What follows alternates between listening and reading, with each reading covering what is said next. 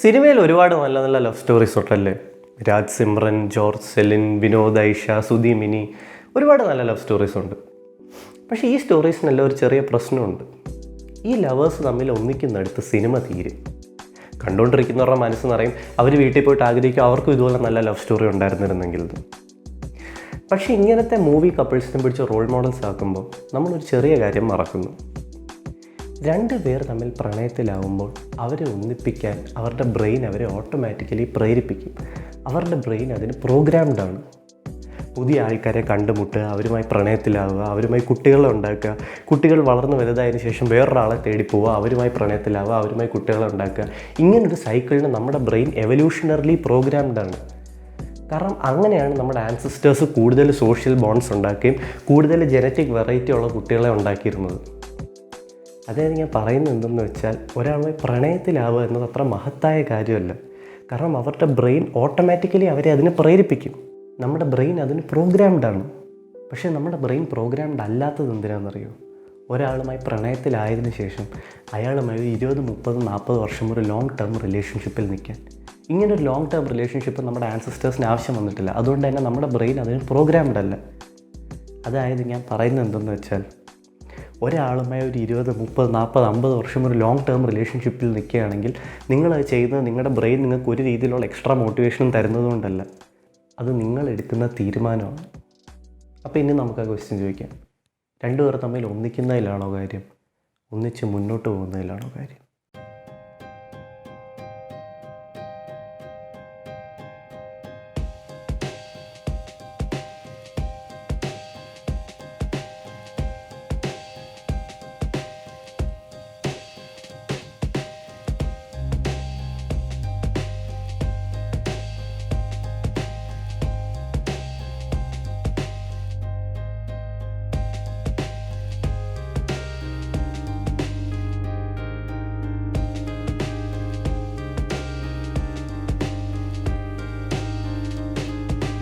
Dating എന്താണെന്ന് നമുക്ക് എല്ലാവർക്കും അറിയാം. ഒരാളുമായി പ്രണയത്തിലായി അയാളുമായി നമ്മളൊരു റിലേഷൻഷിപ്പ് മുന്നോട്ട് കൊണ്ടുപോവാണ്. പക്ഷേ അത് കല്യാണം വരെ എത്തിയിട്ടില്ലെങ്കിൽ ആ ഫേസിനെ നമ്മൾ ഡേറ്റിംഗ് എന്നാണ് വിളിക്കുന്നത്. മോഡേൺ ഡേ ഡേറ്റിംഗ് തുടങ്ങിയത് 1890s ആൻഡ് ഓൺലൈൻ ഡേറ്റിംഗ് തുടങ്ങിയത് 1994 kiss.com match.com ഉപയോഗിച്ച്. ഇന്ന് നമുക്ക് ഒരുപാട് ഡേറ്റിംഗ് സൈറ്റ്സ് ഉണ്ട്. ടിൻഡറുണ്ട്, ബമ്പിളുണ്ട്, ഹിഞ്ചുണ്ട്. അതുപോലെ തന്നെ ഒരുപാട് മാട്രിമോണിയൽ സൈറ്റ്സ് ഉണ്ട്. ഭാരത് matrimonial.com ഉണ്ട്, മലയാളിഷാദി.com ഉണ്ട്. അതായത് നമുക്ക് ഇഷ്ടമുള്ള ഒരാളെ തിരഞ്ഞെടുത്ത് അവരുമായി റിലേഷൻഷിപ്പിലാവുകയോ അവരെ കല്യാണം കഴിക്കുകയോ ചെയ്യാം. അതായത് പഴയ കാലം പോലെയല്ല, ഇന്ന് നമുക്ക് ഒരുപാട് ചോയ്സസ് ഉണ്ട്. ആൻഡ് ഇത്രയും ചോയ്സ് ഉള്ളൊരു നല്ല കാര്യമല്ലേ? അല്ല. സൈക്കോളജിസ്റ്റ് ബാരി ഷ്വാർട്സ് ഇതിനെ ദ പാരഡോക്സ് ഓഫ് ചോയ്സ് എന്നാണ് വിളിക്കുന്നത്. Paradox of choice states that the more number of options you have, the less satisfied you will be with your current choice എന്നാണ്. അതായത് നിങ്ങളുടെ നമ്പർ ഓഫ് ഓപ്ഷൻസ് കൂടുമ്പോൾ നിങ്ങൾ select ചെയ്യുന്ന കാര്യത്തിൽ നിങ്ങൾ ലെസ് സാറ്റിസ്ഫൈഡ് ആയിരിക്കും, നിങ്ങൾ അസംതൃപ്തരായിരിക്കും. ഒരു എക്സ്പെരിമെൻറ്റ് പറഞ്ഞുതരാം. 2 സ്റ്റോർസ് ഉണ്ടായിരുന്നു. ആദ്യത്തെ സ്റ്റോറിൽ 3 ഫ്ലേവർ ജാം ഉണ്ടായിരുന്നു. രണ്ടാമത്തെ സ്റ്റോറിൽ 24 ഫ്ലേവർ ജാം ഉണ്ടായിരുന്നു. ആദ്യത്തെ സ്റ്റോറിലേക്ക് കയറിപ്പോയവർ 3 ഫ്ലേവർ ജാമിൽ ഏതെങ്കിലും ഒരു ജാം സെലക്ട് ചെയ്തിട്ട് തിരിച്ച് വീട്ടിൽ വന്നു. തിരിച്ച് വീട്ടിലെത്തിയതിന് ശേഷം അവരോട് ചോദിച്ചപ്പോൾ അവർ പറഞ്ഞു അവർ സെലക്ട് ചെയ്ത ജാമിൽ അവർ സാറ്റിസ്ഫൈഡ് ആണ്, കൊള്ളാൻ തോന്നുന്നു. രണ്ടാമത്തെ കടയിൽ പോയവർക്ക് 24 ഫ്ലേവർ ജാം ഉണ്ടായിരുന്നു.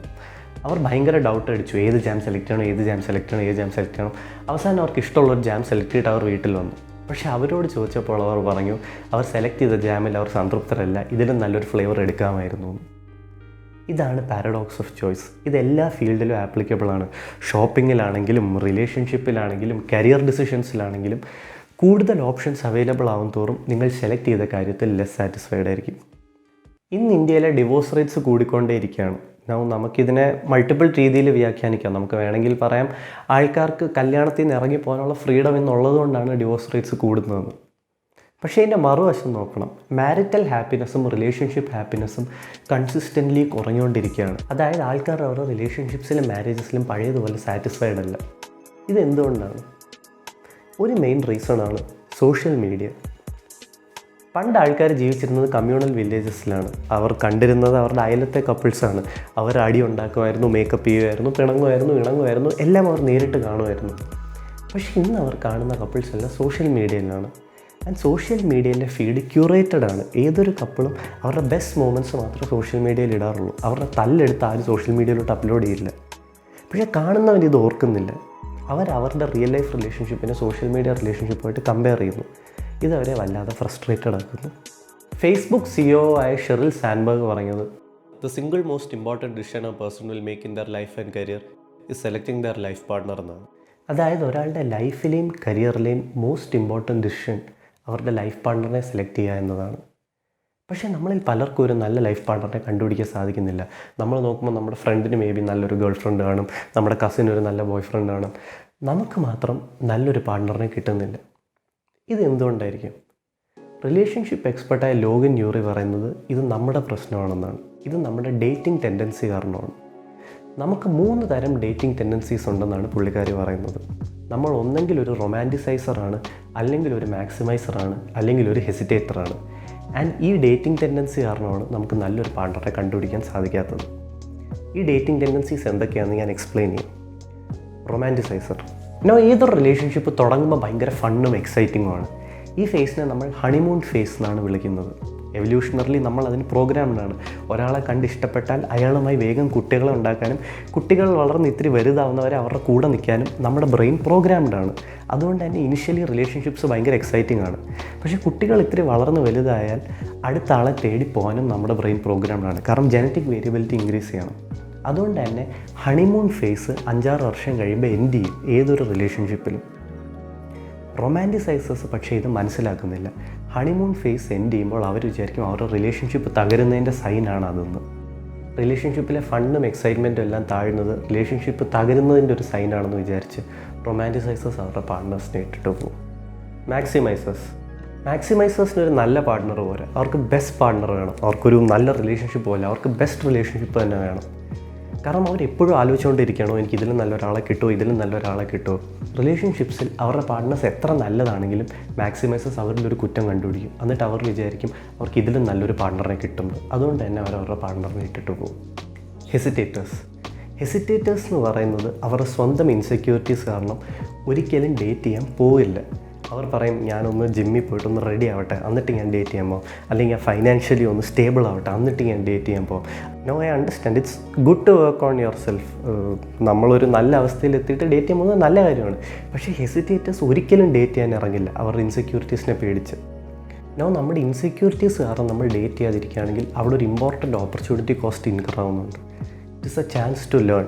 ആൾക്കാരെ കണ്ട് അവരുമായി പ്രണയത്തിലായി ആ റിലേഷൻഷിപ്പ് തകർന്ന് വേറെ ആൾക്കാരെ കണ്ട് പ്രണയത്തിലായി റിലേഷൻഷിപ്പ് തകർന്ന് ഇങ്ങനൊരു പ്രോസസ്സിലൂടെയാണ് ആൾക്കാർ റിലേഷൻഷിപ്സിനെ പറ്റി പഠിക്കുന്നത്.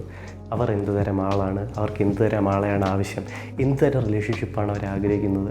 ഇതെല്ലാം ഇങ്ങനൊരു പ്രോസസ്സിലൂടെയാണ് അവർ പഠിക്കുന്നത്. ഡേറ്റ് ചെയ്യാതെ ഇരിക്കുകയാണെങ്കിൽ ഈ ഓപ്പർച്യൂണിറ്റി കോസ്റ്റ് അവർക്ക് ഇൻകർ ആവുന്നു. ഓക്കെ, അപ്പോൾ നമ്മൾ 3 ഡേറ്റിംഗ് ടെൻഡൻസീസിനെ പറ്റി മനസ്സിലാക്കി. ഇതിൽ നിന്ന് നിങ്ങൾക്ക് തന്നെ ഫിഗർ ഔട്ട് ചെയ്യാം നിങ്ങൾ റൊമാൻറ്റിസൈസറാണോ മാക്സിമൈസറാണോ ഹെസിറ്റേറ്ററാണോ എന്ന്. പക്ഷേ ചില ആൾക്കാർക്ക് നല്ല റിലേഷൻഷിപ്സ് മുന്നോട്ട് കൊണ്ടുപോകാൻ പറ്റാത്തത് വേറൊരു കാരണം കൊണ്ടാണ്. അവരവരുടെ എക്സിനോട് സംസാരിക്കുന്നത് നിർത്തില്ല. ഒരു റിലേഷൻഷിപ്പ് ഉണ്ടായിട്ടുള്ള എല്ലാവർക്കും ഒരു എക്സ് കാമുകനോ ഉണ്ട്. ആൻഡ് ചിലർ ഇപ്പോഴും അവരോട് സംസാരിച്ചുകൊണ്ടേയിരിക്കും. എന്നിട്ട് പറയാം അതിലെന്താ തെറ്റ്, അത്ര മോശം കാര്യമൊന്നും അല്ലല്ലോ എന്ന്. അതൊരു മോശം കാര്യമാണ്. ഹാർവർഡ് സൈക്കോളജിസ്റ്റായ ഡാനിയൽ ഗിൽബർട്ടും ജെയിൻ എബേർട്ടും ഒരു എക്സ്പെരിമെൻ്റ് നടത്തി. ഹാർവർഡ് സ്റ്റുഡൻസിനോട് അവർ പറഞ്ഞു ക്യാമ്പസ് ഓടി നടന്ന് കുറച്ച് ഫോട്ടോസ് എടുക്കുന്നു. ആദ്യത്തെ ഗ്രൂപ്പിലെ ആൾക്കാരോട് പറഞ്ഞു അവരെടുത്ത ഫോട്ടോസിൽ ബെസ്റ്റ് ഫോട്ടോ സബ്മിറ്റ് ചെയ്യുക. ആ ഫോട്ടോ അവർ ഒരു ലണ്ടൻ ആർട്ട് എക്സിബിഷന് കൊടുക്കുന്നു. ബെസ്റ്റ് ഫോട്ടോ സെലക്ട് ചെയ്തിട്ട് കാരണം പിന്നെ അത് മാറ്റാൻ സമ്മതിക്കില്ല എന്ന്. രണ്ടാമത്തെ ഗ്രൂപ്പിനോട് പറഞ്ഞു അവരുടെ എടുത്ത ഫോട്ടോസിൽ ബെസ്റ്റ് ഫോട്ടോ സെലക്ട് ചെയ്തിട്ട് ആർട്ട് എക്സിബിഷന് കൊടുക്കാം. പക്ഷേ അടുത്ത കുറച്ച് വരുന്ന ദിവസങ്ങളിൽ നിങ്ങൾക്ക് ആ ഫോട്ടോ മാറ്റി വേറൊരു ഫോട്ടോ സബ്മിറ്റ് ചെയ്യണമെന്നുണ്ടെങ്കിൽ അങ്ങനെ തന്നാലും മതി, പ്രശ്നമില്ല എന്ന്. ആദ്യത്തെ ഗ്രൂപ്പിലുള്ളവർ അവരുടെ ബെസ്റ്റ് ഫോട്ടോ കൊടുത്തു, അവരെ പിന്നെ അത് മാറ്റാൻ സമ്മതിച്ചില്ല. രണ്ടാമത്തെ ഗ്രൂപ്പിലുള്ളവർ അവരുടെ ബെസ്റ്റ് ഫോട്ടോ കൊടുത്തു. അതിൽ കുറേ പേരും കുറച്ച് ദിവസത്തിന് ശേഷം ആ ഫോട്ടോ മാറ്റി അതിൽ നല്ലതെന്ന് അവർക്ക് തോന്നിയ വേറൊരു ഫോട്ടോ കൊടുത്തു. കുറച്ച് ദിവസത്തിന് ശേഷം ഈ 2 ഗ്രൂപ്പ്സിനെ സ്റ്റഡി ചെയ്തപ്പോഴും മനസ്സിലാക്കി ആദ്യത്തെ ഗ്രൂപ്പിലുള്ളവർ, അതായത് ഫോട്ടോ കൊടുത്തിട്ട് മാറ്റാൻ സാധിക്കാത്തവർ അവരുടെ ചോയ്സിൽ മച്ച് മോർ ഹാപ്പി ആയിരുന്നു. രണ്ടാമത്തവർ വീണ്ടും വറി ചെയ്തുകൊണ്ടിരുന്നു, ഞാൻ എടുത്തത് കറക്റ്റാണോ, വേറെ ആയിരിക്കുമോ, വേറെ അതിൽ ഫോട്ടോ കൊടുക്കാമായിരുന്നു എന്ന്. ലൈഫിലും അതുപോലെയാണ്. നമുക്കൊരു ബാക്കപ്പ് ഓപ്ഷൻ ഉണ്ടെങ്കിൽ നമ്മുടെ കറണ്ട് ചോയ്സിൽ നമ്മൾ ലെസ് സാറ്റിസ്ഫൈഡ് ആയിരിക്കും. നിങ്ങളുടെ എക്സ് ബോയ് ഫ്രണ്ടോ എക്സ് ഗേൾ ഫ്രണ്ടോ ആയിട്ട് നിങ്ങൾ സംസാരിച്ചുകൊണ്ടേ ഇരിക്കുകയാണെങ്കിൽ നിങ്ങളുടെ കറണ്ട് റിലേഷൻഷിപ്പിൽ നിങ്ങൾ അൺസാറ്റിസ്ഫൈഡ് ആയിരിക്കും. കാരണം നിങ്ങൾ എപ്പോഴും വിചാരിക്കും ഇത് ഇട്ടിട്ട് അങ്ങോട്ട് പോകാം, അവിടെ പോയാലായിരിക്കും കുറച്ചുകൂടെ നല്ലതെന്ന്. പക്ഷേ നിങ്ങളുടെ എക്സ് ഗേൾ ഫ്രണ്ടിനെ കട്ട് ഔട്ട് ചെയ്താൽ നിങ്ങളുടെ കറണ്ട് റിലേഷൻഷിപ്പിൽ നിങ്ങൾ കൂടുതൽ സാറ്റിസ്ഫൈഡ് ആയിരിക്കും. നൗ ഈ വീഡിയോന് വേണ്ടി റിസർച്ച് ചെയ്ത മൾട്ടിപ്പിൾ ബുക്സിൽ നിന്നാണ്. അതിൽ ആദ്യത്തെ ബുക്കാണ് the paradox of choice by Barry Schwartz. രണ്ടാമത്തെ ബുക്കാണ് how to not die alone by Logan Ury. And മൂന്നാമത്തെ ബുക്കാണ് getting the love you want by Harville Hendrix. Now ഈ ബുക്സൊക്കെ നമ്മൾ ആമസോണിൽ നിന്ന് വാങ്ങിക്കുകയാണെങ്കിൽ കുറച്ച് പൈസ ചിലവാകുന്ന പരിപാടിയാണ്. കാരണം ഓരോ ബുക്കിനും ഒരു 500-600 രൂപയെങ്കിലും ചിലവാകും. നൗ ചില സമയം നമുക്ക് ഹാർഡ് കോപ്പി തന്നെ വേണം, അങ്ങനെ വാങ്ങിക്കാനാണ് നമുക്കിഷ്ടം. പക്ഷേ ചില സമയം നമുക്ക് ഓഡിയോ ബുക്സ് ആയിട്ടും കേൾക്കാം. അങ്ങനെ ഓഡിയോ ബുക്സ് ആയിട്ടാണ് നിങ്ങൾക്ക് കേൾക്കേണ്ടതെങ്കിൽ നിങ്ങൾക്ക് കുക്കു FM ആപ്പ് ഉപയോഗിക്കാം. ഓഡിയോ ബുക്സ് കേൾക്കുന്നതിന് മൾട്ടിപ്പിൾ ഗുണങ്ങളുണ്ട്. ആദ്യത്തെ ഒന്നെന്ന് വെച്ചാൽ നിങ്ങൾക്ക് ആ ഓഡിയോ ഡൗൺലോഡ് ചെയ്ത് വെക്കാം, നിങ്ങൾക്ക് നോട്ട്സ് ആഡ് ചെയ്യാം. അതുപോലെ നിങ്ങൾക്ക് ഓഡിയോൻ്റെ സ്പീഡ് കൂട്ടാം. നിങ്ങൾക്ക് 1.5x സ്പീഡിൽ കേൾക്കാനും പറ്റും. അതുകൊണ്ടൊരു ബുക്ക് പെട്ടെന്ന് കവർ ചെയ്യാനും പറ്റും. കുക്കു FMൽ 50,000+ ബുക്സ് അവൈലബിൾ ആണ് ആൻഡ് മൾട്ടിപ്പിൾ ലാംഗ്വേജസിൽ അവൈലബിൾ ആണ്. ഇപ്പോൾ അവരുടെ ദിവാലി സെയിൽ നടക്കുകയാണ്. അവരുടെ കൂടെ ദിവാലി 50 നിങ്ങൾ യൂസ് ചെയ്യുകയാണെങ്കിൽ നിങ്ങൾക്ക് കുക്കു FMൻ്റെ 1 year സബ്സ്ക്രിപ്ഷൻ 199 റുപ്പീസിന് കിട്ടും. അതായത് ഒരു ദിവസം ₹1 പോലും ചിലവാകുന്നില്ല. അവരുടെ ദിവാലി സെയിലിൻ്റെ പാർട്ടായിട്ട് കുറേ എക്സൈറ്റിംഗ് പ്രൈസസും ഉണ്ട്. 10 ലക്ഷം രൂപ വരെയുള്ള ഗിഫ്റ്റ്സ് നിങ്ങൾക്ക് നേടാൻ സാധിക്കും. Car, Hotstar, watches, gold coins etcetera. Kuku FMൻ്റെ ലിങ്ക് ഞാൻ ഡിസ്ക്രിപ്ഷനിൽ ഇട്ടിട്ടുണ്ട്. ഡെഫിനറ്റ്ലി ചെക്കൗട്ട് ചെയ്യാം. നമുക്ക് വീഡിയോ കണ്ടിന്യൂ ചെയ്യാം. ഓക്കെ, അപ്പോൾ ഒന്ന് റീക്യാപ്പ് ചെയ്യുകയാണെങ്കിൽ നമ്മൾ ഇത്ര നേരം ഡിസ്കസ് ചെയ്യുന്നതെന്ന് വെച്ചാൽ എന്തുകൊണ്ട് ഇന്ന് ആൾക്കാർ റിലേഷൻഷിപ്സിൽ ലെസ് സാറ്റിസ്ഫൈഡ് ആണ്, എന്തുകൊണ്ട് നമുക്കൊരു നല്ല പാർട്ണറെ കണ്ടുപിടിക്കാൻ പറ്റുന്നില്ല, എന്തുകൊണ്ട് നമ്മൾ നമ്മുടെ എക്സിനോട് സംസാരിക്കാൻ പാടില്ല എന്നതൊക്കെയാണ്. ഇനി നമ്മൾ ഡിസ്കസ് ചെയ്യാൻ പോകുന്നത് റിലേഷൻഷിപ്പ് സയൻസിലെ ഏറ്റവും ഇമ്പോർട്ടൻറ്റ് തിയറീസിലൊന്നാണ്. നമ്മളൊരു റിലേഷൻഷിപ്പിൽ എങ്ങനെ ബിഹേവ് ചെയ്യുന്നു എന്ന് ഡിസ്കസ് ചെയ്യുന്ന തിയറിയാണ്. It's called attachment theory. സൈക്കോളജിസ്റ്റായ മേരി എയിൻസ്വർത്ത് ഒരു ഫേമസ് എക്സ്പെരിമെൻറ്റ് നടത്തി. പുള്ളിക്കാരി അമ്മമാരെയും ബേബീസിനെയും പുള്ളിക്കാരിയുടെ ലാബിലേക്ക് ക്ഷണിച്ചു. എന്നിട്ടൊരു മുറിയിലേക്ക് പറഞ്ഞു വിട്ടു. ആ മുറിയിൽ നിറച്ചും ടോയ്സ് ഉണ്ടായിരുന്നു. അമ്മമാർ കൂടെ ഉള്ളതുകൊണ്ട് തന്നെ ബേബീസിനൊരു ഭയങ്കര സേഫ് ഫീലിംഗ് ആയിരുന്നു. അവർ ഓടിപ്പോയി ടോയ്സ് എടുത്ത് കളിക്കാൻ തുടങ്ങി. ഇതിനുശേഷം അമ്മമാരെ മുറിയിൽ നിന്ന് പറഞ്ഞു വിട്ടു 10 മിനിറ്റത്തേക്ക്. 10 മിനിറ്റ് ശേഷം അമ്മമാരെ മുറിയിലേക്ക് തിരിച്ചു വരാൻ സമ്മതിച്ചു. ഈ സിറ്റുവേഷനിൽ ബേബീസ് 3 രീതിയിലാണ് റിയാക്ട് ചെയ്തത്. ആദ്യത്തെ ടൈപ്പ് ബേബീസ് അമ്മമാർ പോയപ്പോഴത്തേക്കും കരഞ്ഞ് ബഹളം വയ്ക്കാൻ തുടങ്ങി. അമ്മമാർ തിരിച്ചു വന്നപ്പോൾ അവർ ടെമ്പററി ആയിട്ട് കരച്ചിൽ നിർത്തിയെങ്കിലും വീണ്ടും കരയാനും അമ്മമാരെ പിടിച്ച് തള്ളി മാറ്റാനും തുടങ്ങി. ഈ ഗ്രൂപ്പിനെ നമ്മൾ ആങ്ഷ്യസ്ലി അറ്റാച്ച്ഡ് ബേബീസ് എന്നാണ് വിളിക്കുന്നത്. രണ്ടാമത്തെ ഗ്രൂപ്പ് ഓഫ് ബേബീസ് അമ്മമാർ പോയപ്പോൾ ഒരു റിയാക്ഷനും കാണിച്ചില്ല. അവർ ടോയ്സ് ഇട്ട് കളിച്ചുകൊണ്ടേയിരുന്നു. പക്ഷേ അവരുടെ blood pressure, stress rate monitor ചെയ്തപ്പോൾ മനസ്സിലായി കരഞ്ഞ ബേബീസിന് അത്രയും ടെൻഷൻ അവരും അനുഭവിക്കുന്നുണ്ടായിരുന്നു. അമ്മമാർ തിരിച്ചു വന്നപ്പോഴും അവർ അമ്മമാരെ മൈൻഡ് ചെയ്തില്ല, ടോയ്സ് ഇട്ട് കളിച്ചുകൊണ്ടേയിരുന്നു. ഈ ഗ്രൂപ്പ് ഓഫ് ബേബീസിനെ നമ്മൾ അവോയ്ഡൻ്റ്ലി അറ്റാച്ച്ഡ് ബേബീസ് എന്നാണ് വിളിക്കുന്നത്. മൂന്നാമത്തെ ഗ്രൂപ്പ് ഓഫ് ബേബീസ് അമ്മമാർ പോയപ്പം കരഞ്ഞ് നിലവിളിച്ച് ബഹളം ഉണ്ടാക്കി. പക്ഷേ അമ്മമാർ തിരിച്ച് വന്ന ഉടനെ തന്നെ അവർ കരച്ചിൽ നിർത്തി വീണ്ടും ടോയ്സ് എടുത്ത് കളിക്കാൻ തുടങ്ങി. ഈ ഗ്രൂപ്പ് ഓഫ് ബേബീസിനെ നമ്മൾ സെക്യൂർലി അറ്റാച്ച്ഡ് ബേബീസ് എന്നാണ് വിളിക്കുന്നത്.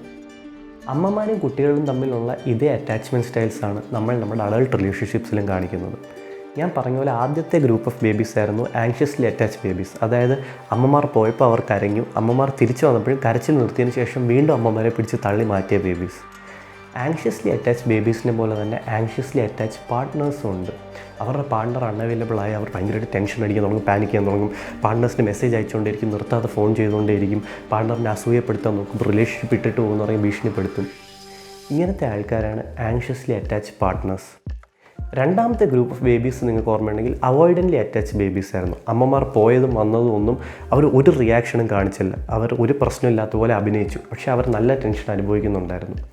അവോയ്ഡൻ്റ്ലി അറ്റാച്ച്ഡ് ബേബീസിനെ പോലെ തന്നെ അവോയ്ഡൻ്റ്ലി അറ്റാച്ച്ഡ് പാർട്ട്നേഴ്സും ഉണ്ട്. അവർക്ക് ഭയങ്കര കമ്മിറ്റ്മെൻറ്റ് ഫിയർ ആയിരിക്കും. അവർക്ക് റിജക്റ്റഡ് ആവുക, പാർട്ണർ ഇട്ടിട്ട് പോകുന്നൊക്കെ പേടിയുണ്ടായിരിക്കും. അതുകൊണ്ട് തന്നെ അവർ ഒരിക്കലും അവരുടെ പാർട്ണറായിട്ട് അടുക്കാൻ ശ്രമിക്കില്ല. എപ്പോഴും ഇത്തിരി പാർട്ണറായിട്ടൊരു ഗ്യാപ്പ് വെച്ചേക്കും. അവർക്ക് കമ്മിറ്റ്മെൻറ്റ് ഇഷ്യൂസ് ഉണ്ടായിരിക്കും. മൂന്നാമത്തെ ഗ്രൂപ്പ് ഓഫ് ബേബീസ് ആയിരുന്നു സെക്യൂർലി അറ്റാച്ച്ഡ് ബേബീസ്. അതായത് അമ്മമാർ പോയപ്പോൾ അവർ കരഞ്ഞു, അമ്മമാർ തിരിച്ചു വന്നപ്പോൾ അവർ കരച്ചിൽ നിർത്തി സന്തോഷമായിട്ടിരുന്നു. സെക്യൂർലി അറ്റാച്ച്ഡ് ബേബീസിനെ പോലെ തന്നെ സെക്യൂരിറ്റി അറ്റാച്ച്ഡ് പാർട്ട്നേഴ്സും ഉണ്ട്. സെക്യൂർലി അറ്റാച്ച്ഡ് പാർട്ട്നേഴ്സാണ് റിലേഷൻഷിപ്പിൽ ഏറ്റവും നല്ലതായിട്ടുള്ള ആൾക്കാർ. അവർ ഹെൽത്തി ബൗണ്ടറീസ് ഡ്രോ ചെയ്യും, റിലേഷൻഷിപ്പിൽ കോൺഫിഡൻ്റ് ആണ്, പാർട്ട്നേഴ്സിന് അവരുടെ സ്പേസ് കൊടുക്കും, ഡ്രാമ അവോയ്ഡ് ചെയ്യും.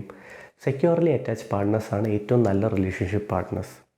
ഒരു ജനറൽ പോപ്പുലേഷനിൽ 50% ആൾക്കാരും സെക്യൂർലി അറ്റാച്ച്ഡ് ആണ്, 20% ആങ്ഷ്യസ്ലി അറ്റാച്ച്ഡ് ആണ്, 25% അവോയ്ഡൻ്റ്ലി അറ്റാച്ച്ഡ് ആണ്, ആൻഡ് 5% ഒരു കാറ്റഗറിയിലും പെടില്ല. പക്ഷേ പ്രശ്നം എന്തെന്ന് പറഞ്ഞാൽ ഈ 50% സെക്യൂർലി അറ്റാച്ച്ഡ് ആൾക്കാരും പെട്ടെന്ന് റിലേഷൻഷിപ്പിലായി പോകും. കാരണം അവർ റിലേഷൻഷിപ്പിൽ നല്ലതാണ്. ബാക്കി വരുന്നത് പലപ്പോഴും ആങ്ഷ്യസ്ലി അറ്റാച്ച്ഡും അവോയ്ഡൻ്റ്ലി അറ്റാച്ച്ഡും ആയിട്ടുള്ള ആൾക്കാരാണ്.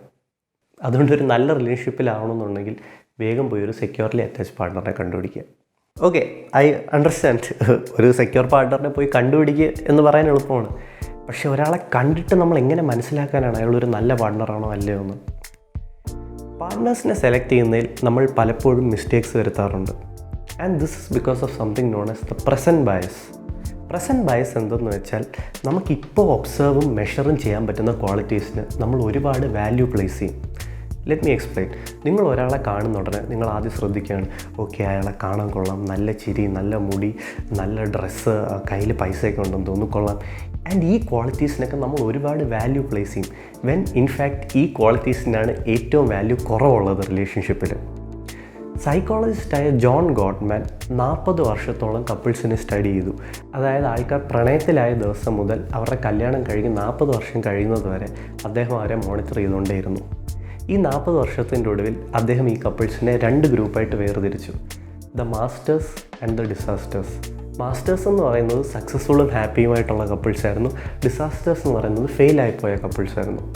അദ്ദേഹത്തിൻ്റെ ഫൈൻഡിങ്സിൽ നിന്ന് നമുക്ക് മനസ്സിലാക്കാം ഒരു റിലേഷൻഷിപ്പിൽ ഇമ്പോർട്ടൻ്റ് ആയിട്ടുള്ള ക്വാളിറ്റീസ് എന്തൊക്കെയാണെന്നും ഇമ്പോർട്ടൻ്റ് അല്ലാത്ത ക്വാളിറ്റീസ് എന്തൊക്കെയാണെന്നും. ഇമ്പോർട്ടൻ്റ് അല്ലാത്ത ക്വാളിറ്റീസാണ് money, good looks, similar personality. ഓരോന്നായി ഞാൻ എക്സ്പ്ലെയിൻ ചെയ്യാം. Money. No don't get me wrong, money is necessary. Studies അനുസരിച്ച് ബിലോ പോവർട്ടി ലൈനിലും കുറവ് ശമ്പളം നേടുന്ന couples were as unhappy as ഡിവോഴ്സിൻ്റെ വക്കിലെത്തി നിൽക്കുന്ന കപ്പിൾസ്. അതായത് പൈസ നെസസറിയാണ്, പക്ഷേ അതിന് നമ്മൾ ഒരുപാട് ഇമ്പോർട്ടൻസ് പ്ലേസ് ചെയ്യുന്നു. അതിൻ്റെ ആവശ്യമില്ല. ഡാനിയൽ കാൻമാൻ നടത്തിയ സ്റ്റഡി അനുസരിച്ച് വർഷം $75,000 വരെ ശമ്പളം കിട്ടുമ്പോൾ ഹാപ്പിനെസ് കൂടിക്കൊണ്ടേയിരുന്നു. പക്ഷേ അതിനുശേഷം ഹാപ്പിനെസ് കോൺസ്റ്റൻ്റ് ആയിരുന്നു. This is because of something known as adaptation. Initially നമുക്ക് പൈസ കിട്ടുമ്പോൾ നമ്മൾ ഹാപ്പി ആയിക്കൊണ്ടേയിരിക്കും. പക്ഷേ ഒരു പോയിൻറ്റിന് ശേഷം എത്ര പൈസ കിട്ടിയാലും നമ്മൾ പുതിയ ലൈഫിനോട് അഡ്ജസ്റ്റ് ആവും. ഇതുകൊണ്ട് തന്നെയാണ് ലോട്ടറി വിന്നേഴ്സ് ഒരിക്കലും അത്ര ഹാപ്പി ആവാത്തത്. അവർ ഇനിഷ്യലി പൈസ കിട്ടുമ്പോൾ അവർ ഹാപ്പിയാവും, പക്ഷേ പിന്നെ അവർ അവരുടെ പുതിയ ലൈഫിനോട് വളരെ വേഗം അഡ്ജസ്റ്റ് ആവും. അതായത് പൈസയ്ക്ക് കൊണ്ടുവരാൻ പറ്റുന്ന സന്തോഷത്തിനൊരു ലിമിറ്റുണ്ട്. ഒരു പോയിൻറ്റിന് ശേഷം എത്ര പൈസ കിട്ടിയിട്ടും നിങ്ങളുടെ സന്തോഷത്തിനൊരു വ്യത്യാസവും വരാൻ പോകുന്നില്ല. Good looks. ഗുഡ് ലുക്സ് നമ്മുടെ ലൈഫിൽ പലയിടത്തും ഹെൽപ്പ് ചെയ്യും. സ്റ്റഡീസ് അനുസരിച്ച് ഗുഡ് ലുക്സ് ഉള്ളവർ അവരുടെ നോൺ ഗുഡ് ലുക്കിംഗ് കൗണ്ടർ പാർട്സിനെക്കാളും കൂടുതൽ സാലറി നേടിയിരുന്നു. ഗുഡ് ലുക്കിംഗ് ആൾക്കാർ കൂടുതൽ ട്രസ്റ്റ് വർത്തി ആയിട്ടും ഇൻ്റലിജൻ്റ് ആയിട്ടും പവർഫുള്ളായിട്ടും ലോയലായിട്ടും എല്ലാം അസ്യൂം ചെയ്തിരുന്നു. ഗുഡ് ലുക്സ് ലൈഫിൽ ഹെൽപ്പ് ചെയ്യും. എവല്യൂഷണറിലിയും ഗുഡ് ലുക്സ് ഹെൽപ്ഫുൾ ആയിരുന്നു. നല്ല സ്കിന്നും നല്ല ഹെയറും നല്ല ബോഡി ഷേപ്പും ഉള്ളവർ കുറച്ചുകൂടെ നല്ല ജീൻസ് അവരുടെ കുട്ടികളിലേക്ക് പാസ് ചെയ്തിരുന്നു. അതുകൊണ്ട് അവരുടെ കുട്ടികൾ സർവൈവ് ചെയ്യാൻ കൂടുതൽ ചാൻസ് ഉണ്ടായിരുന്നു. പക്ഷേ ഇന്ന് എവല്യൂഷണറി പ്രഷർ ഇല്ല. ഇന്നത്തെ മെഡിക്കലും ടെക്നോളജിക്കലും അഡ്വാൻസ്മെൻറ്റ്സ് കാരണം കുട്ടികൾ എന്തായാലും സർവൈവ് ചെയ്യും. അതുകൊണ്ട് തന്നെ ബ്യൂട്ടിക്ക് ഇന്ന് പഴയതുപോലൊരു ഇമ്പോർട്ടൻസ് ഇല്ല. ആൻഡ് എന്ത് തന്നെ ആവട്ടെ, ബ്യൂട്ടി ഫെയ്ഡ് ചെയ്യും. The science of happily ever after എന്ന ബുക്കിൽ സൈക്കോളജിസ്റ്റ് ടൈറ്റ് അഷീറോ പറയുന്നത് കപ്പിൾസ് തമ്മിലുള്ള കാമം അവർ തമ്മിലുള്ള സ്നേഹത്തിൻ്റെ ഇരട്ടി സ്പീഡിൽ താഴും എന്നാണ്. അതങ്ങനെയാണ്.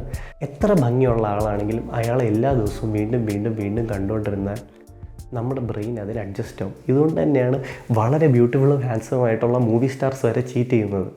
As popular internet wisdom goes, for every hot person out there someone tired of having sex with dum.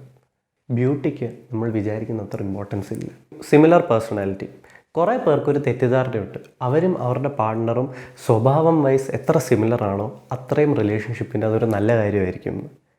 Research prove ചെയ്തിട്ടുണ്ട് സിമിലർ പേഴ്സണാലിറ്റിയും റിലേഷൻഷിപ്പ് സാറ്റിസ്ഫാക്ഷനും തമ്മിൽ ഒരു കോറിലേഷനും ഇല്ലാന്ന്.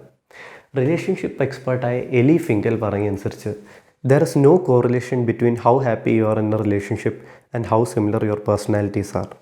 ഇൻഫാക്ട് സ്റ്റഡീസ് പറയുന്നത് എന്തെന്ന് വെച്ചാൽ നമ്മളും നമ്മുടെ പാർട്ട്ണറും സ്ലൈറ്റ്ലി ഡിഫറെൻ്റ് ആയിരിക്കണമെന്നാണ്. നമ്മൾ തളർന്നിരിക്കുന്ന സന്ദർഭങ്ങളിൽ അവർ സ്ട്രോങ് ആയിരിക്കണം, അവർ തളർന്നിരിക്കുന്ന സന്ദർഭത്തിൽ നമ്മൾ സ്ട്രോങ് ആയിരിക്കണം. അതാണ് റിലേഷൻഷിപ്പിനെ മുന്നോട്ട് കൊണ്ടുപോകാൻ പോകുന്നത്. ഓക്കെ, അപ്പോൾ റിലേഷൻഷിപ്പിൽ ഇമ്പോർട്ടൻ്റ് അല്ലാത്ത ക്വാളിറ്റീസ് എന്തൊക്കെയാണെന്ന് നമ്മൾ മനസ്സിലാക്കി. ഇനി ഇമ്പോർട്ടൻ്റ് ആയ ക്വാളിറ്റീസ് എന്തൊക്കെയാണെന്ന് നമുക്ക് നോക്കാം. ആദ്യത്തേതാണ് ഇമോഷണൽ സ്റ്റെബിലിറ്റി ആൻഡ് കൈൻഡ്നെസ്. അതായത് സ്നേഹത്തോടെയും ശാന്തതയോടെ പെരുമാറുന്ന സ്വഭാവം. രണ്ടാമത്തേതാണ് ലോയൽറ്റി. അതായത് നമ്മളെ ചതിക്കാതെ നമ്മളെ വിട്ടുപോകാതെ നമ്മുടെ കൂടെ നിൽക്കുന്ന ആൾ, നമ്മുടെ നല്ലതിലും നമ്മുടെ ചീത്തതിലും നമ്മുടെ കൂടെ നിൽക്കുന്ന ഒരാൾ. മൂന്നാമത്തേതാണ് എ ഗ്രോത്ത് മൈൻഡ് സെറ്റ്. അതായത് റിലേഷൻഷിപ്പിൽ ഒരു പ്രശ്നം വന്നാൽ അത് ഒരുമിച്ച് തരണം ചെയ്യാനുള്ളൊരു മൈൻഡ് സെറ്റുള്ള ഒരാൾ. നാലാമത്തേതാണ് എബിലിറ്റി ടു ഫൈറ്റ് വെൽ. എല്ലാ നല്ല റിലേഷൻഷിപ്സിലും ഫൈറ്റിംഗ് ഉണ്ട്. ഫൈറ്റിംഗ് ഇല്ലെങ്കിൽ അതൊരു നല്ല കാര്യമാണെന്ന് അസ്യൂം ചെയ്യുന്നത് തെറ്റാണ്. ഫൈറ്റ്സ് ഇല്ലാത്തതിൻ്റെ അർത്ഥം പറയാനുള്ളത് മനസ്സിൽ വെച്ചുകൊണ്ടിരിക്കുകയാണെന്നാണ്. ആൻഡ് ഒരു ദിവസം ഇതെല്ലാം കൂടെ പൊട്ടിത്തെറിക്കും. അത് റിലേഷൻഷിപ്പിനെ ഭയങ്കരമായിട്ട് എഫക്റ്റ് ചെയ്യും. ഫൈറ്റ്സ് ഏതൊരു നല്ല റിലേഷൻഷിപ്പിൻ്റെ ഭാഗമാണ്. പക്ഷേ എങ്ങനെ ഫൈറ്റ് ചെയ്യുന്നു എന്നുള്ളത് ഇമ്പോർട്ടൻ്റ് ആണ്. ബഹുമാനത്തോടെയും സ്നേഹത്തോടെയും ഫൈറ്റ് ചെയ്യാൻ സാധിക്കും. അങ്ങനെ ചെയ്യുന്നവർ റിലേഷൻഷിപ്പിൽ സക്സസ്ഫുൾ ആണ്. പൊട്ടിത്തെറിച്ച് ബഹളം വെച്ച് തല്ലുണ്ടാക്കുന്നവർ റിലേഷൻഷിപ്പിൽ സക്സസ്ഫുൾ അല്ല. ഓക്കെ, അപ്പോൾ റിലേഷൻഷിപ്പിന് ഇമ്പോർട്ടൻ്റ് ആയ ക്വാളിറ്റീസ് എന്താണ്, ഇമ്പോർട്ടൻ്റ് അല്ലാത്ത ക്വാളിറ്റീസ് എന്താണ്, എല്ലാം നമ്മൾ മനസ്സിലാക്കി. പക്ഷേ ചിലർക്ക് ഈ ക്വാളിറ്റീസിലൊന്നുമല്ല ശ്രദ്ധ. ചിലർക്ക് വേണ്ടത് വേറൊരു കാര്യമാണ്, സ്പാർക്ക്.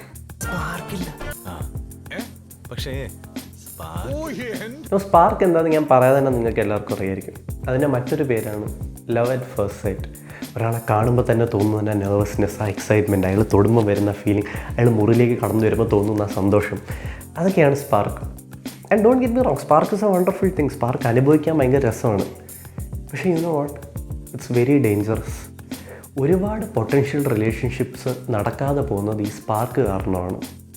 സൈക്കോളജിസ്റ്റായ അയാല പൈൻസ് 400 കപ്പിൾസിനെ സർവേ ചെയ്തപ്പോൾ മനസ്സിലാക്കി 11% കപ്പിൾസ് മാത്രമാണ് love at first sight experience ചെയ്തത്. ഒരാളെ കണ്ട ഉടനെ സ്പാർക്ക് വരണമെന്ന് ഒരു നിർബന്ധമില്ല. You can grow to like people. ഒരാളുടെ കൂടെ ടൈം സ്പെൻഡ് ചെയ്ത് അവരെ മനസ്സിലാക്കി അവരെ ഇഷ്ടപ്പെടാൻ സാധിക്കും. ഇതിനെയാണ് നമ്മൾ മിയർ എക്സ്പോഷർ എഫക്റ്റ് എന്ന് വിളിക്കുന്നത്. ഒരാളുടെ കൂടെ ടൈം സ്പെൻഡ് ചെയ്ത് നമ്മൾ അവരുമായി ഫെമിലിയർ ആകുമ്പോൾ നമ്മുടെ ബ്രെയിൻ അവരെ ഓട്ടോമാറ്റിക്കലി ഇഷ്ടപ്പെടാൻ തുടങ്ങും. ഇതാണ് മിയർ എക്സ്പോഷർ എഫക്റ്റ്. ആൻഡ് ഇത് കാരണമാണ് നമ്മൾ പലപ്പോഴും നമ്മുടെ നെയ്ബേഴ്സായിട്ടും ക്ലാസ്മേറ്റ്സുമായിട്ടൊക്കെ പ്രണയത്തിലാവുന്നത്. ആൻഡ് ഇതുകൊണ്ടാണ് ചില സമയത്ത് പരിചയമില്ലാത്ത ആൾക്കാർ അറേഞ്ച് മാരേജിലൂടെ വിവാഹത്തിലാവുമ്പോഴും അവർ പതുക്കെ അങ്ങോട്ടും ഇങ്ങോട്ടും സ്നേഹിക്കാൻ പഠിക്കുന്നത്. So spark is not really important. And important അല്ല എന്ന് മാത്രമല്ല, ചില സമയത്ത് ഡേഞ്ചറസുമാണ്. കാരണം ചില ആൾക്കാർ നാച്ചുറലി നമുക്കൊരു സ്പാർക്ക് തരും. അവരെ കാണാൻ ഭയങ്കര നല്ലതായിരിക്കും, അവർക്ക് ഭയങ്കര കോൺഫിഡൻസ് ഉണ്ടായിരിക്കും, ഭയങ്കര കരിസ്മാറ്റിക് ആയിരിക്കും, നല്ല ഫ്ലേർട്ടിംഗ് സ്കിൽസ് ഉണ്ടായിരിക്കും. അവരുമായി നമുക്ക് പെട്ടെന്നൊരു സ്പാർക്ക് തോന്നും. പക്ഷേ അതിൻ്റെ അർത്ഥം അവർ നല്ലൊരു ലൈഫ് പാർട്ണർ ആണെന്നല്ല. ഇത് നമ്മൾ മനസ്സിലാക്കണം. അതുകൊണ്ട് സ്പാർക്ക് ഉപേക്ഷിക്കുക. ആൾക്കാരെ പരിചയപ്പെട്ട് മനസ്സിലാക്കി ഇഷ്ടപ്പെടുക.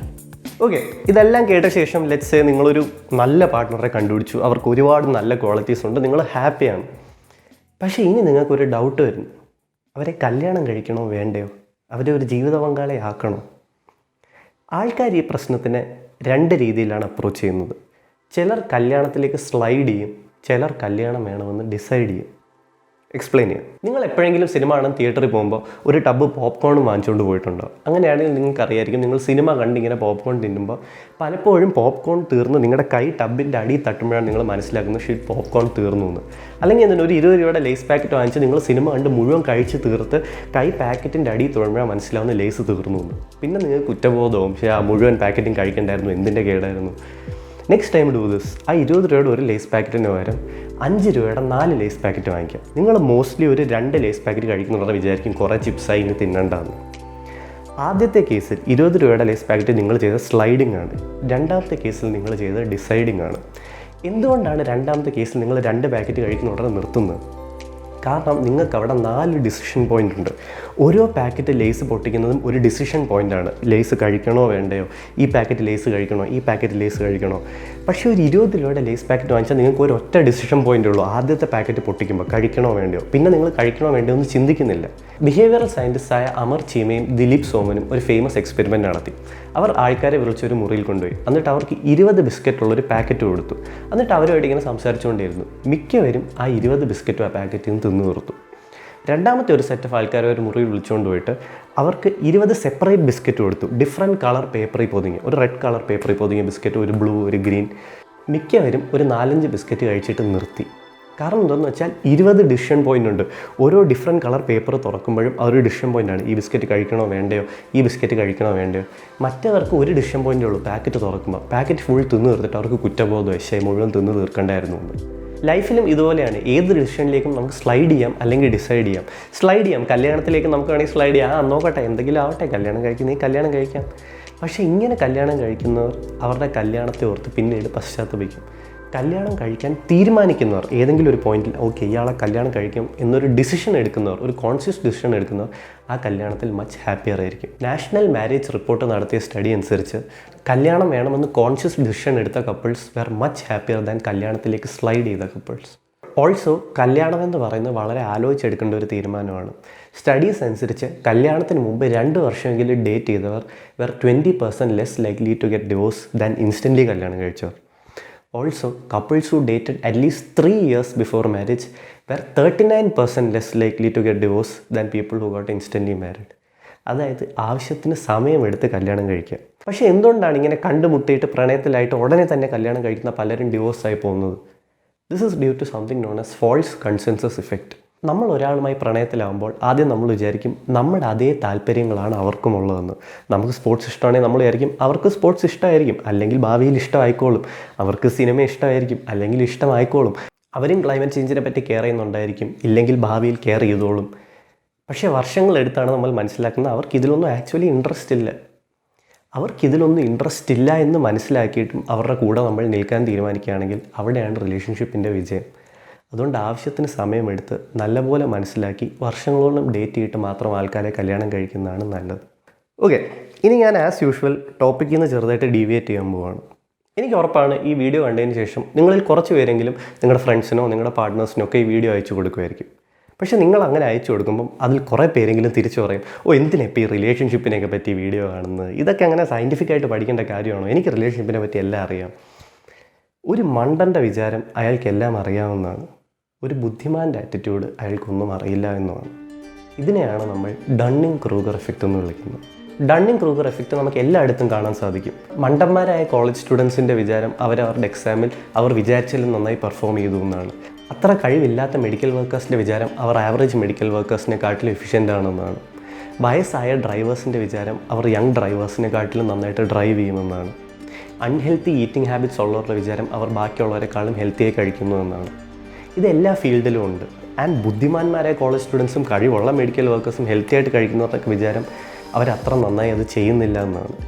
ഇത് എന്തുകൊണ്ടാണ് സംഭവിക്കുന്നത്? ഡണ്ണിങ് ക്രൂഗർ എഫക്റ്റ് എന്തുകൊണ്ടാണ് സംഭവിക്കുന്നതെന്ന് മനസ്സിലാക്കണമെങ്കിൽ നമ്മൾ എന്തൊക്കെ നോളജ് ഉണ്ട് എന്ന് ആദ്യം മനസ്സിലാക്കണം. നോളജ് 4 തരമാണ്. നമുക്കതിനെ 4 ക്വാഡ്രൻ്റായിട്ട് പിരിക്കാം. Known knowns, known unknowns, unknown knowns and unknown unknowns. Known known എന്ന് പറയുന്നത് നിങ്ങൾക്കറിയാം എന്ന് നിങ്ങൾക്കറിയാവുന്ന കാര്യമാണ്. എനിക്കിപ്പോൾ കാറ് ഡ്രൈവ് ചെയ്യാൻ അറിയാം എന്നെനിക്കറിയാം, അതൊരു നോൺ നോണാണ്. നോൺ അൺനോൺ എന്ന് പറയുന്നത് എനിക്ക് അറിഞ്ഞൂടാ എന്നെനിക്കറിയാവുന്ന കാര്യങ്ങളാണ്. ഫോർ എക്സാമ്പിൾ, എനിക്ക് ഫ്ലൈറ്റ് ഓടിക്കാൻ അറിയില്ല, അല്ലെങ്കിൽ എനിക്ക് ഫ്ലൈറ്റ് ഓടിക്കാൻ അറിയില്ല എന്ന് എനിക്കറിയാം. അൺനോൺ നോൺസ് എന്ന് പറയുന്നത് നമുക്കറിയാമെന്ന് നമ്മൾ മറന്നുപോയ കാര്യങ്ങളാണ്. ഫോർ എക്സാമ്പിൾ, എനിക്ക് സൈക്കിൾ ചവിട്ടാൻ അറിയാം, പക്ഷേ സൈക്കിളിലെ ബാലൻസ് എങ്ങനെയാണ് മെയിൻറ്റെയിൻ ചെയ്യേണ്ടതെന്ന് എനിക്കറിയാമെന്ന് ഞാൻ ഓർക്കുന്നില്ല. അത് ഞാൻ ഓട്ടോമാറ്റിക്കലി ചെയ്യുന്ന കാര്യമാണ്. അല്ലെങ്കിൽ എനിക്കിപ്പോൾ എഴുതാൻ അറിയാം, പക്ഷേ ഒരു എ എഴുതുന്നത് എങ്ങനെയാണ്, ഒരു ബി എഴുതുന്നത് എങ്ങനെ, സി എങ്ങനെ എഴുതുന്നത് ഞാൻ കോൺഷ്യസ്ലി ആലോചിക്കുന്നില്ല, അത് ഞാൻ ഓട്ടോമാറ്റിക്കായിട്ട് ചെയ്യും. ഇതെല്ലാം അൺനോൺ നോൺസാണ്, നമ്മുടെ ഓട്ടോമാറ്റിക് ബിഹേവിയേഴ്സാണ്.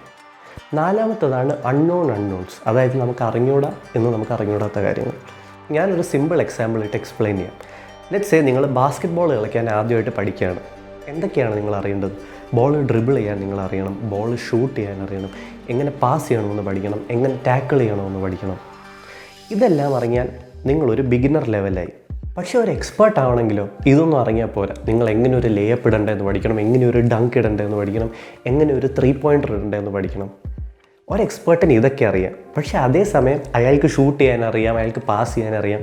ഇതൊന്നും അയാൾ ഓർക്കുന്ന പോലുമില്ല, അയാൾക്ക് ഇതെല്ലാം ഓട്ടോമാറ്റിക്കലി അറിയാം. ഞാൻ പറഞ്ഞു വരുന്നതെന്ന് വെച്ചാൽ ഒരു ബിഗിനർ, അതായത് ഏതിലും ഇത്തിരി അറിവുള്ളൊരു മനുഷ്യന് അയാൾക്ക് എല്ലാം അറിയാവുന്നതാണ് വിചാരം. കാരണം അയാൾക്ക് അറിയാവുന്ന കാര്യങ്ങളെല്ലാം അയാൾക്ക് ഓർമ്മയുണ്ട്. പക്ഷേ ഒരു എക്സ്പേർട്ടിന്, ഒരുപാട് അറിവുള്ളൊരു മനുഷ്യന് അയാൾക്ക് കുറേ കാര്യം അറിയാമെന്ന് അയാൾക്ക് ഓർമ്മ പോലും ഇല്ല. അതെല്ലാം അയാൾക്ക് ഓട്ടോമാറ്റിക്കലി വരും. ഇതുകൊണ്ടാണ് ഡണ്ണിങ് ക്രൂഗർ എഫക്റ്റ് സംഭവിക്കുന്നത്. ഇതുകൊണ്ടാണ് മണ്ടന്മാരുടെ വിചാരം അവർക്കെല്ലാം അറിയാമെന്നും ബുദ്ധിമാന്മാരുടെ വിചാരം അവർക്കൊന്നും അറിയില്ല എന്നും. അതുകൊണ്ട് നമുക്ക് എല്ലാം അറിയാമെന്ന് നമ്മൾ ഒരിക്കലും വിചാരിച്ചുകൊണ്ടേ ഇരിക്കരുത്. എന്തിനെ പറ്റി അറിവ് നേടാൻ ശ്രമിക്കണം. അതിപ്പോൾ മൂവീസിനെ പറ്റിയാണെങ്കിലും സയൻസിനെ പറ്റിയാണെങ്കിലും പൊളിറ്റിക്സിനെ പറ്റിയാണെങ്കിലും റിലേഷൻഷിപ്പിനെ പറ്റിയാണെങ്കിലും എന്തിനെ പറ്റിയും നമ്മൾ അറിവ് നേടാൻ ശ്രമിക്കണം. കൂടുതൽ അറിവ് നേടുമ്പോഴാണ് നമ്മൾ മനസ്സിലാക്കുന്നത് നമുക്ക് എത്ര കുറവ് അറിവാണ് ഉള്ളത് എന്ന്. ഇപ്പോൾ ഒരു എക്സാമ്പിൾ കാണിക്കുക. നിങ്ങൾ നിങ്ങളുടെ ഏതെങ്കിലും ഒരു ഫ്രണ്ടിൻ്റെ അടുത്ത് വെച്ച് ചോദിക്കുക, റിലേഷൻഷിപ്പ് എക്സ്പേർട്ടാണെന്ന് വിചാരിക്കുന്ന ഒരു ഫ്രണ്ടിൻ്റെ അടുത്ത് വെച്ച് ചോദിക്കുക, ഒരു റിലേഷൻഷിപ്പിന്, ഒരു ലോങ് ടേം റിലേഷൻഷിപ്പിന് ഏറ്റവും ഇമ്പോർട്ടൻ്റ് എന്താണെന്ന്. 90% ആൾക്കാരും പറയും ഒരു ലോങ് ടേം റിലേഷൻഷിപ്പിന് ഏറ്റവും ഇമ്പോർട്ടൻ്റ് ലവ് ആണെന്ന്. തെറ്റ്. ജോൺ ഗോഡ്മാൻ നടത്തിയ ഒരു സ്റ്റഡി അനുസരിച്ച് ഒരു ലോങ് ടേം റിലേഷൻഷിപ്പിൽ 70% പ്രാധാന്യമുള്ളത് ഫ്രണ്ട്ഷിപ്പിനാണ്, ലവിനല്ല. പക്ഷേ ഇന്നും ഇത് പലർക്കും അറിഞ്ഞുകൂടാ. അവരുടെ വിചാരം ഏത് ലോങ് ടേം റിലേഷൻഷിപ്പിൽ ലവ് ആണ് ഏറ്റവും ഇമ്പോർട്ടൻ്റ് എന്ന്. അറിവ് നേടുമ്പോഴാണ് നമ്മൾ മനസ്സിലാക്കുന്നത് ലവിനെക്കാട്ടിലും ഇമ്പോർട്ടൻറ്റ് ഫ്രണ്ട്ഷിപ്പ് ആണെന്ന്, ലവിനെക്കാട്ടിലും ഇമ്പോർട്ടൻറ്റ് റെസ്പെക്റ്റ് ആണെന്ന്, സാക്രിഫൈസ് ആണെന്ന്, കോംപ്രമൈസ് ആണെന്ന്. ലവ് എന്ന് പറയുന്നത് സിനിമയിൽ കാണുന്ന പോലൊരു കാര്യമല്ല. അത് പ്രാക്ടിക്കൽ ലൈഫിലേക്ക് വരുമ്പോൾ അതിൽ വേറെ കുറേ കാര്യങ്ങൾ ഇൻവോൾവ് ആണ്. ഇൻ കൺക്ലൂഷൻ എനിക്ക് പറയാനുള്ളത്, ലോങ് ടേം റിലേഷൻഷിപ്സിൽ നമുക്ക് തനിയെ തോന്നുന്നൊരു കാര്യമല്ലല്ലോ, നമ്മൾ ഇൻറ്റൻഷനലി ചെയ്യാൻ തീരുമാനിക്കുന്നൊരു കാര്യമാണല്ലോ. എല്ലാ ദിവസവും നമുക്ക് തനിയെ വരുന്നൊരു ഫീലിംഗ് അല്ലല്ലോ, എല്ലാ ദിവസവും എണീറ്റിട്ട് നമ്മൾ ചെയ്യാൻ തീരുമാനിക്കുന്നൊരു കാര്യമാണല്ലോ. Love is something you wake up and choose to do every day. And in some ways that's more beautiful because you have a choice to leave but you don't. You decide to be there for your partner. To me, that's love. Thanks for watching.